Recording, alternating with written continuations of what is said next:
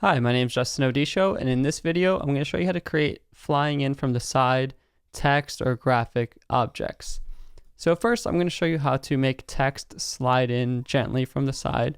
And to do that, I'm going to create our text first by grabbing a type tool, and I'll type out something. This can be very useful for introductory slides or transition video clips where we're revealing some information.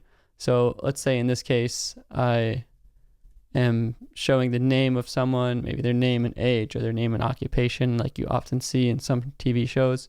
And in the essential graphics panel, here's where I can make the text exactly how I want. So I want to perhaps make this font smaller, and I can also change the fill and the stroke and do different stylistic things, change the font to different things that I want. But basically, once I have my text graphic or title created, I want to add some keyframes to make it slide in from the side.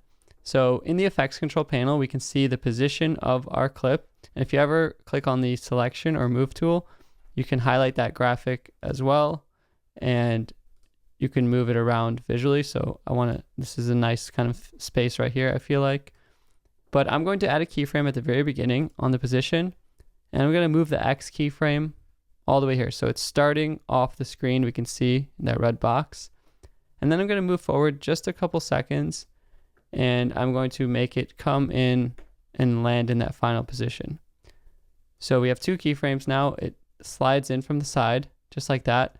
But the key trick here to make it look a lot more smooth is to change these keyframes from linear type to ease in.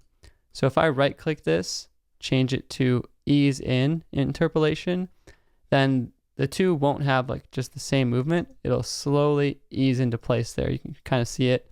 If I drop down this thing, you can see the velocity is slightly different. And I can even make it ease out of the first keyframe. So we have a gentle increase and decrease in motion. It just looks a little bit more sleek, in my opinion. And then once our text is on the screen for as long as we want, we can then repeat the same thing, except backwards. So I'll click this diamond to add a keyframe. We're in the same spot as we were. And then I can simply just copy and paste the other keyframe. So I'll copy and paste it. You could technically copy and paste both.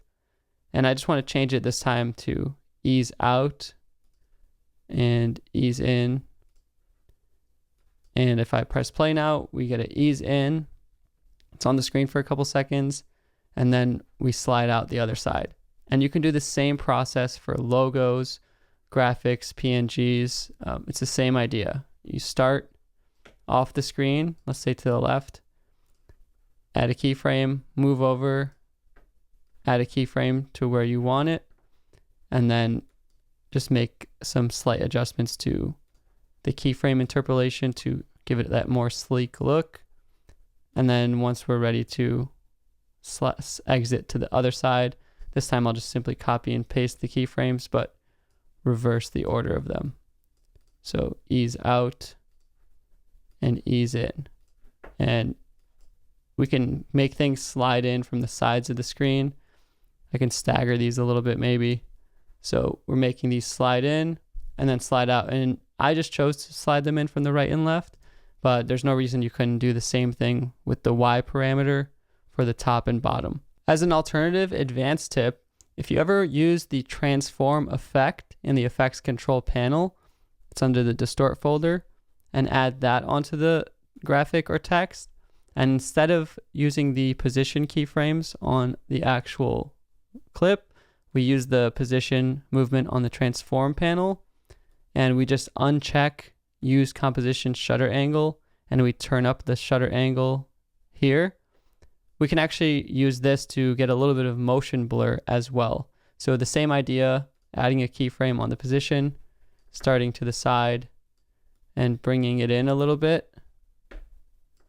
And if I press play on that with the shutter angle, that will also give us a little bit of blur if that's a look that we're going for too. That's just another tip. Whenever you're using the transform menu, you can get motion blur with the shutter angle, and you can apply transformations separately from the clip properties, but either way, you get your final result. If you enjoyed this video, definitely check out some of my other effects and tutorials for different pop-up effects and more. and subscribe to stay tuned for all of my new videos. Thank you so much for watching, and I'll see you in the next one.